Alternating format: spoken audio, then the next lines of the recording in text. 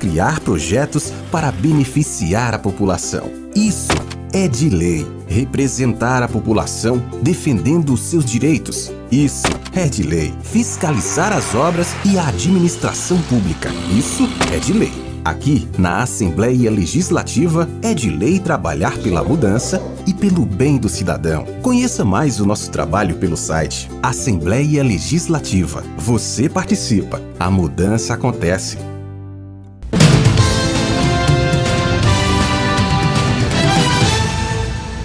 O caso de espionagem em Mato Grosso envolvendo 26 nomes é notícia na maioria dos sites de notícias, nos órgãos das emissoras de televisão, de rádio.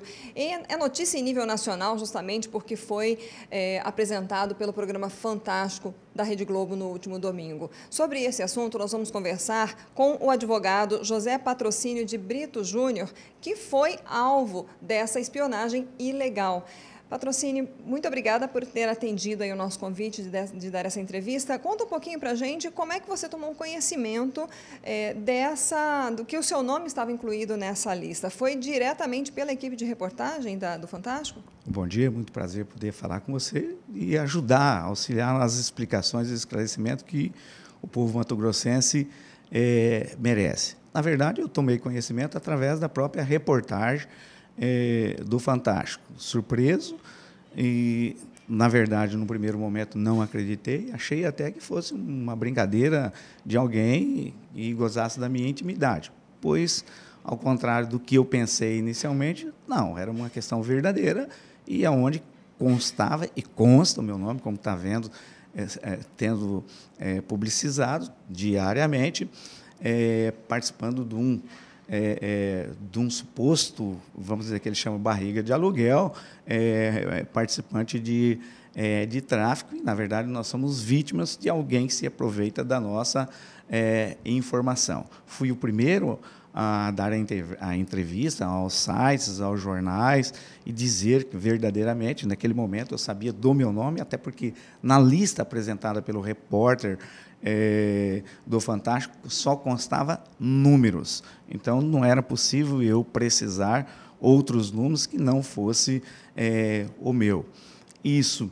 Essa abordagem, no primeiro momento, consta 26 números que estão sendo divulgados, mas, possivelmente, pela lista verificada, devem ser muito mais, que eu não tenho como precisar e não sei como identificar, porque até o momento nós não tivemos acesso a nenhum tipo de documento. Sei que a OAB está tomando providência, sei que o Tribunal de Justiça está tomando providência, segundo as entrevistas dadas pelo chefe do Executivo Estadual, também serão tomadas providências, possivelmente o Ministério Público, que também é bastante interessado, vai tomar as suas providências para que sejam esclarecidos e que essas pessoas, inclusive eu, que foram vítimas dos próprios agentes do Estado, eles saiam do meio, sejam retiradas do meio da sociedade, sejam retiradas da administração pública, porque nós não podemos viver com pessoas que falam pelo Estado, expressam a sua vontade pelo Estado, causando malefícios para toda a sociedade, inclusive inibindo o trabalho de profissionais e de pessoas sérias. Então, o primeiro momento, é claro, é de tristeza, o primeiro momento é de repugnância e a gente se revolta, porque todas aquelas pessoas envolvidas, e principalmente o advogado, o jornalista, nós trabalhamos com informações. No caso, advogado é o trabalho profissional que eu exerço. E esse trabalho profissional, e o celular é uma extensão do nosso trabalho, a gente não pode descartar, não pode ter o nosso sigilo exposto para terceiros, que nós não sabemos como foi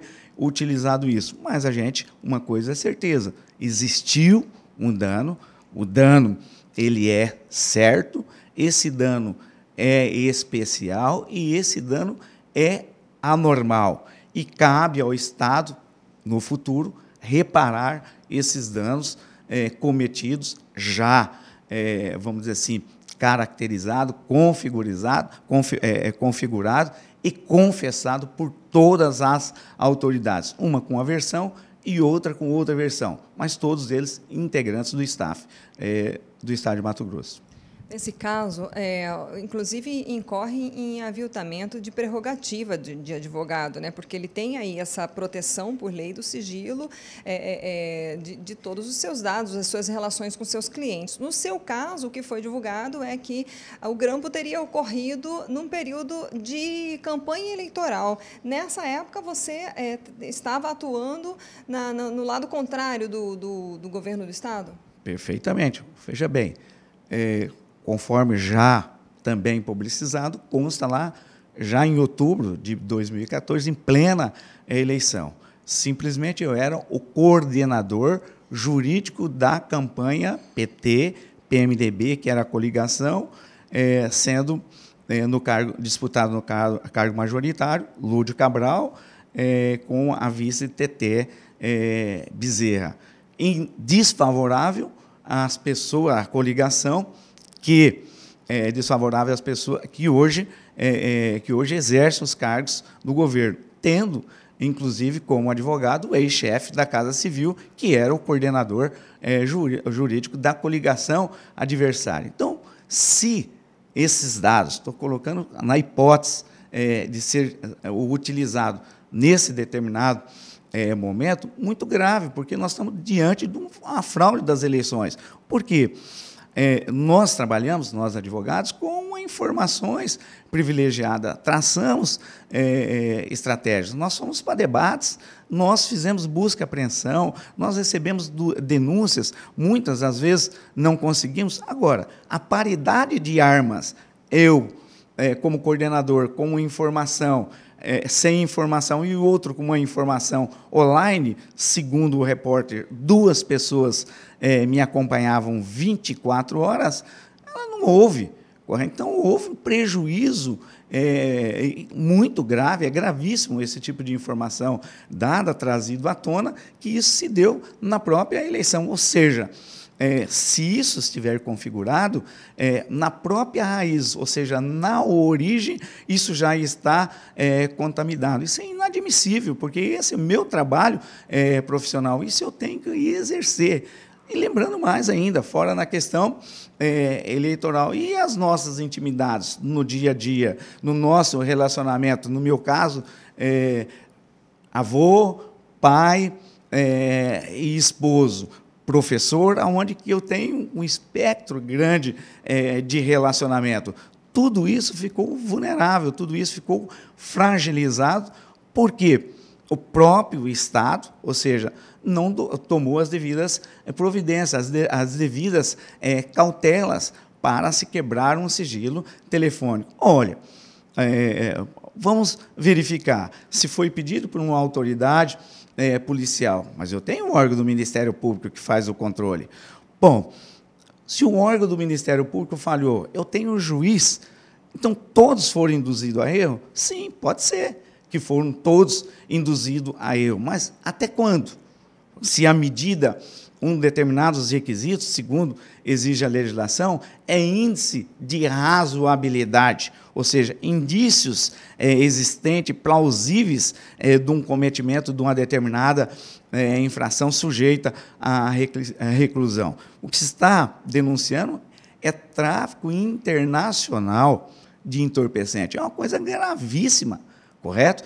Eu verifiquei lá, se aquela lista for verdadeira, não posso falar que eu não vi o processo, mas é o que está sendo divulgado no seu site, nos demais, na TV. Acabei de ver a TV lá, aparece tráfico, meu nome e o meu CPF. Então, o meu CPF estava à disposição. Fiz um teste com o meu CPF.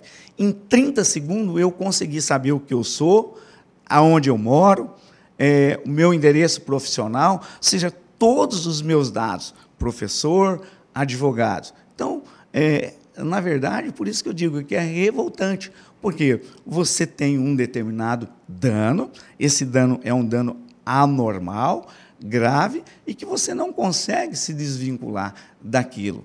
Porque à medida que você tem uma determinada notícia, mesmo você sendo a vítima, você, na verdade, fica pesaroso em saber que o Estado precisa funcionar e as pessoas que são os seus agentes, que se manifestam por esses determinados órgãos, às vezes, não estão cumprindo o seu papel conforme determina a lei.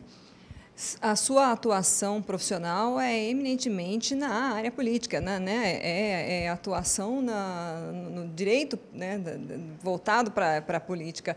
Se confirmar que havia algum interesse de acompanhar aí os seus passos nesse período, você pretende passar isso, denunciar isso junto ao TRE, levar esses documentos? Que providências você pretende tomar como profissional que foi vítima dessa espionagem? Vamos lá. Primeiro, nós temos que observar que nós estamos diante de uma grande fraude. Claro, muitas questões nós temos prazo para questões de eleições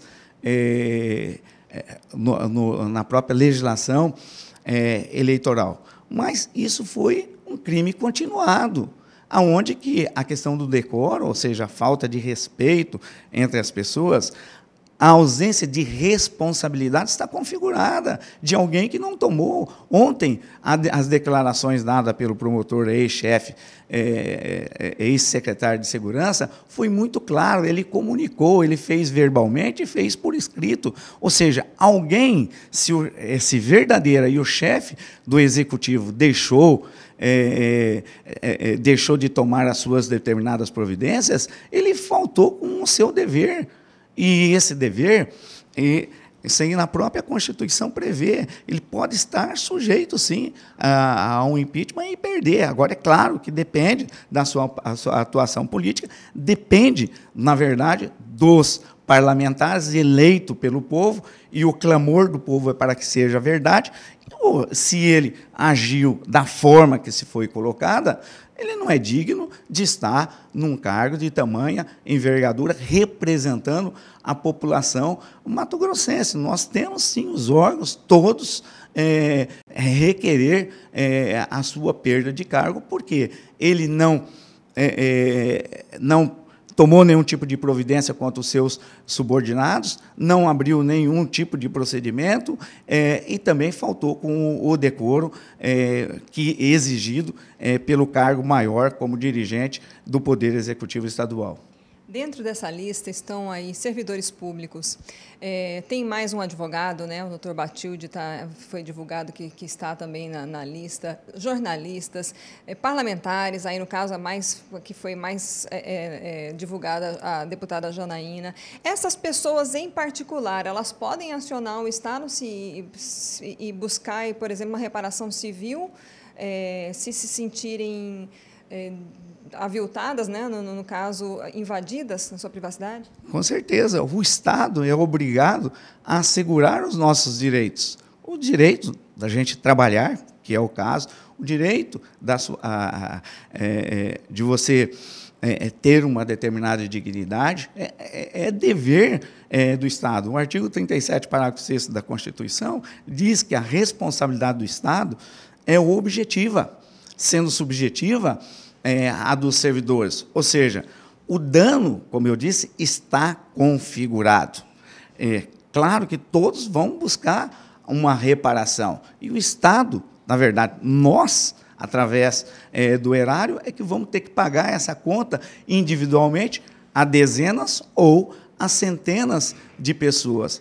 Se provado culpa, até porque, enquanto a culpa está no quarto carimbador interino do servidor da portaria do Palácio Paiaguás, até então, mesmo se provar, a ação será regressiva, mas o Estado, em primeira mão, o dano está configurado, ele é certo, ele é real, ele é concreto, ele é específico para cada pessoa e agravou a situação das pessoas. Então, o Estado, sim, vai ter que indenizar, mas nós temos que observar que nós estamos diante de um crime, nós temos que ter responsabilidade criminal e nós temos que ter responsabilidade administrativa, ou seja, no campo disciplinar também devemos apurar para essas pessoas perderem os respectivos cargos, seja lá aquela pessoa que agiu, que, em tese, tem uma atribuição menor e seja, se tiver responsabilidade, o chefe do Poder Executivo. Ninguém pode passar impune. Todos devem observar os princípios da Constituição e, principalmente, o artigo 37, caput da Constituição. Legalidade. Não agir de acordo com a lei. Moralidade. Cadê a honra? Cadê a moral? Cadê a ética dessas pessoas? Impessoalidade. Aonde que está a impessoalidade quando, na verdade, perseguem adversários políticos e advogados que atuam contra os interesses pessoais das pessoas que ocupam? Eficiência. Acabamos de verificar na hora que eu disse que ninguém observou. Ou seja, o quarto carimbador interino do Palácio Paiaguás, do Serviço de Portaria, que é o responsável, e ninguém conferiu até a última instância. Isso é inadmissível. Então, nós não podemos. Esses determinados princípios, eles são muito importantes para nós, são fundamentais para os nossos direitos. Os nossos deveres nós cumprimos, mas nós temos que, sim, buscar o nosso direito, porque nós estamos defendendo a própria sociedade.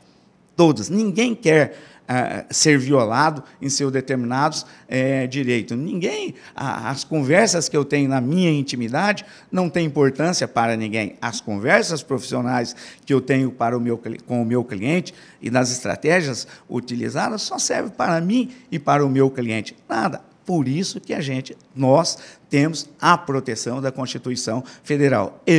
O chefe do Executivo, os secretários, ou seja, os agentes políticos, os particulares em colaboração e os agentes administrativos de uma forma geral. Ok, muito obrigada pelas suas informações, pela sua entrevista, e vamos acompanhar e torcer que isso seja apurado rapidamente, né? Porque, na verdade, parecia uma ação orquestrada, não foi por acaso, não foi um erro de digitação, foram muitos nomes, de áreas diferentes, até a filha do arcanjo, enfim, pessoas de fora do Estado, de outro Estado. Então, eu acho que a população e a sociedade têm que acompanhar e têm que cobrar respostas rápidas. Temos que ter uma resposta. Se, por acaso, essas pessoas que, em tese, foram investigadas, inclusive se devem, nós temos que pagar. No nosso local, não é no meio. Mas, se essas outras pessoas que protagonizaram esse evento danoso, trazendo prejuízo ao Estado e a toda a população, também tem que pagar.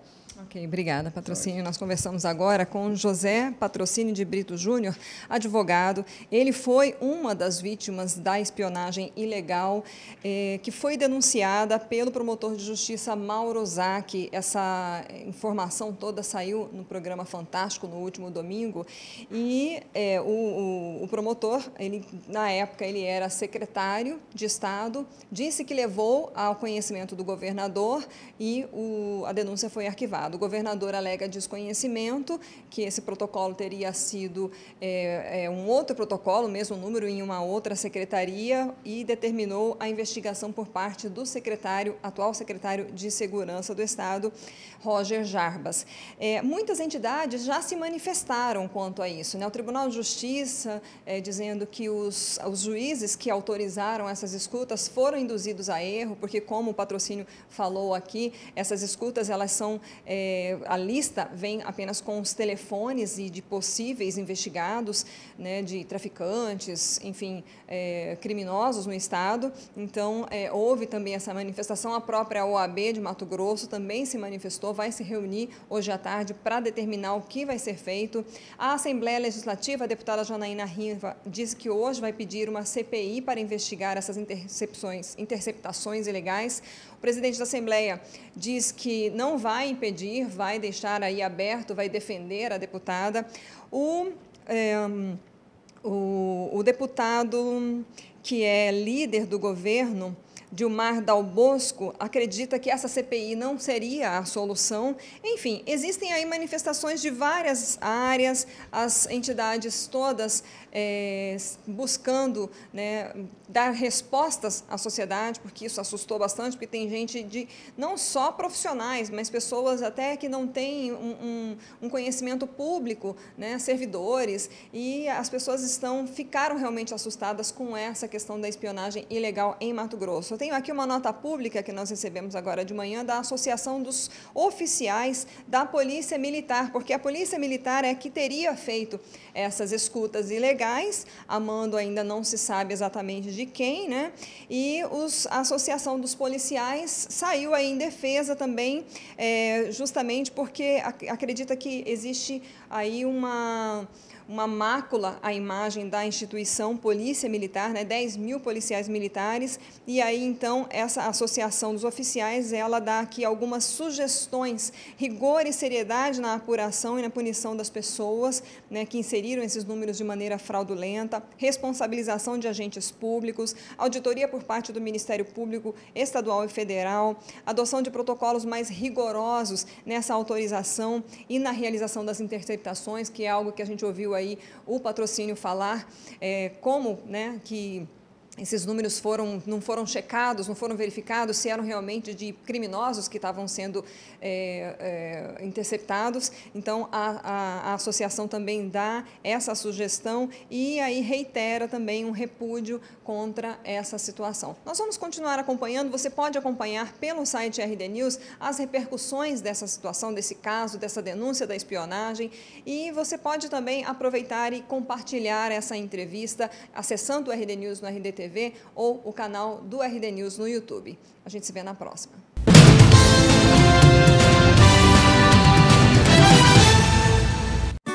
Pecuarista, chegou a hora da vacina poderosa. Aqui o sistema é bruto contra a febre aftosa. Pra bovinos e bubalinos não tem conversa nessa prosa. Aqui o sistema é bruto contra a febre aftosa. De 1º a 31 de maio, vacine todo o rebanho de bovinos e bubalinos e comunique a Unideia até 12 de junho. Governo de Mato Grosso, aqui é bruto!